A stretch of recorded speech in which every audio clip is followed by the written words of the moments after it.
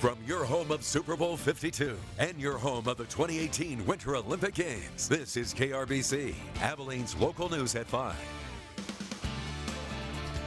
We begin tonight with a live look from our Storm Team Skycam. It's been a beautiful day so far here in the Key City. Cooler temperatures and sunshine making for a great December day. And our meteorologist Cash Payne is in the Weather Center right now keeping an eye on how things look. So Cash, what are you seeing?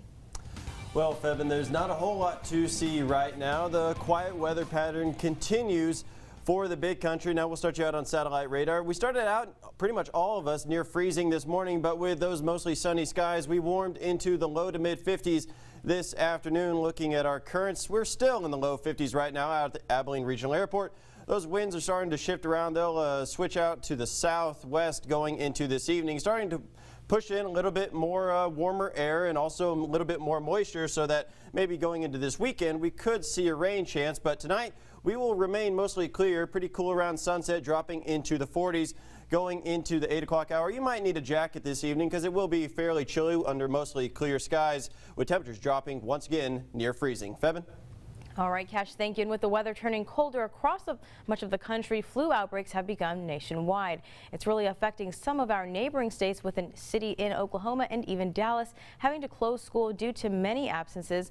So what can you do to make sure you don't become a victim of the flu? Well, we spoke with a local health director today who says people need to get a flu shot and stay home from work or school once they become sick. Better for them to stay home for a couple of days than to go out there with their partners at work or with the other children at school, where they're going to transmit the flu and other people get sick. And then we've got an issue with epidemic of flu in the community. Never Ready recommends getting the flu shot as soon as possible, since the flu vaccine takes 2 to 4 weeks to be effective. And new tonight on Abilene's local news, an Abilene man accused of paying minors and teens to perform sexual favors has been arrested. This man, 70-year-old Howard Coyer, was taken into custody and charged with sexual assault of a child. According to court documents, an investigation Coyer began when a family member of an Abilene minor came forward explaining what happened to the minor. He was released from the Taylor County Jail the same day of his arrest after posting bonds totaling to $60,000.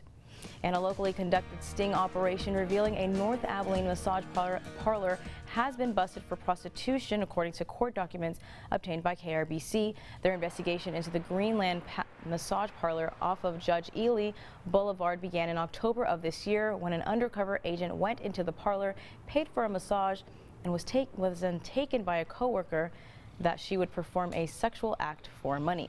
And that worker is this woman on your screen. The undercover agent notified other officers of this incident. She was now been taken into custody, charged with prostitution, immigration, and massage therapy without a license.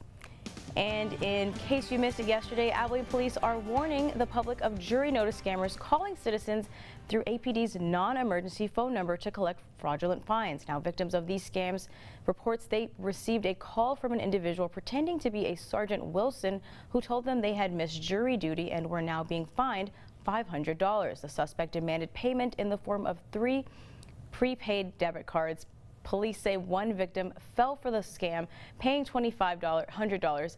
Abilene Police Chief Standers tell KRBC legitimate law enforcement authorities will never demand payments over the phone.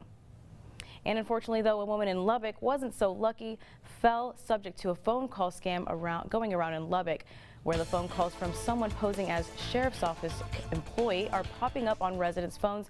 The woman said that the person on the other end of the line told her she needed to pay for a warrant or she would be arrested.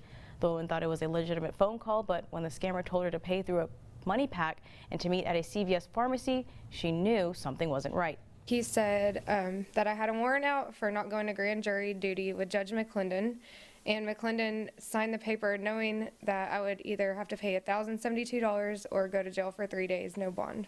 We will not notify people, or if they call the front desk, we will not inform them if they have a warrant, because we can't verify who they are over the phone. Now, the victim says she reported the call to sheriff's deputies, and experts are saying the best way to avoid being the victim of a scam is to not answer calls from unknown numbers. And turning back to our local crime headlines, Abilene police have arrested one woman accused of stealing packages from multiple homes on Abilene's south side. The woman on your screen was taken into custody on Tuesday, charged with possession of identifying information and tampering with evidence. She was arrested after a resident of Salinas Drive came forward with surveillance video that caught her taking the package. She was released from jail after posting a $22,000 bond. But tonight we are digging deeper into the problem of porch thieves. With it being the holiday season, more packages are sitting on front door steps, meaning greater opportunity for porch package thieves. But how much of the problem is around here in the Key City? Well, we spoke with the police chief today, who says that they do see an increase of packages stolen during the holiday season and encourages anyone who is a victim to report the crime. It's pretty common, and so I just encourage our citizens, as they become aware of packages that are stolen, to please report it to the police department. In this case, the victim did. The police department was very responsive. We made application for a search warrant, and we ultimately put a person in jail on multiple charges. Nice thing about a doorbell camera is when the person comes up to the door, if they're trying to hide their face, if they're holding their head down, or they're wearing a ball cap or a hoodie, a doorbell camera is more likely to get a clear shot of their face. Stealing the United States mail is a federal offense, and coming up tonight, we will have more on how you can keep your deliveries safe. But there's one person in the Key City who is trying to keep the holiday spirit alive, as they have covered their home in Christmas lights and decorations that's set to put on a show to some holiday Christmas classic.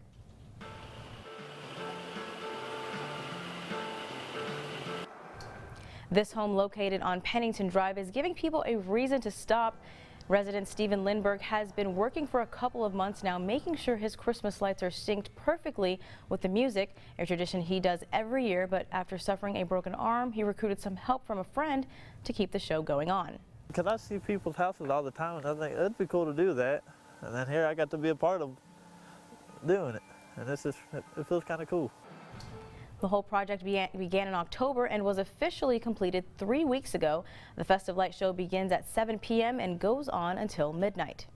And in our continuing coverage of holiday cheer, a house down in Austin is doing what they can to bring lights during the Christmas time, and it's all for a good cause. Take a look at this stroke of a Round Rock High School student hoping to make an impact. Each one of these 50,000 lights was programmed and arranged by 16-year-old Cole Gedwillow. The arches across the yard there, those are all, I made all of those. His parents used to do the lights growing up, but 5 years ago he took it over and added his own touches. If I had like a tip or something to give someone else, it'd save up on extension cords. An aspiring engineer, Gedwillow's programmed more than 10 songs timed with the lights. April, May, actually making stuff for the show this year, and then the programming part started in about July and took all the way up to Thanksgiving. And he does it gladly, in part to give back to a local dog rescue he's volunteered with for years. Season of giving not only applies to people, it applies to the animals too. And in part to see the faces of people passing by. Some families, that's what they need to kind of get their holidays going, is just something like this to make them smile, and that's what I do it for. And back here in the Key City, the Abilene Fire Department is receiving a new gift today. The wait is over, as Abilene Fire Station number 4 is now open. The brand new building is outfitted with the latest technology, comfort, and convenience for the firefighters who will have live and work there. This new building was needed after their old location was damaged by the hailstorm that happened back in 2014. With this building officially completed, it will now allow firefighters to do their job the best way they can. Getting out of that station into a trailer was a challenge, and as they did that, the crews adjusted really well. There was some challenges, of course, in doing that, but now coming over here from the trailer, it's just night and day difference. The new station is at the north end of Grape Street. And coming up on First at 5, a controversial consideration for a federal judge. But what's making this nominee turn heads? That explanation later on. And a number of counties across the big country are abnormally dry right now. I'll show you our weekend rain chances after the break. This is KRBC, Abilene's local news at 5 with Fevin Cassahoon and meteorologist Cash Payne.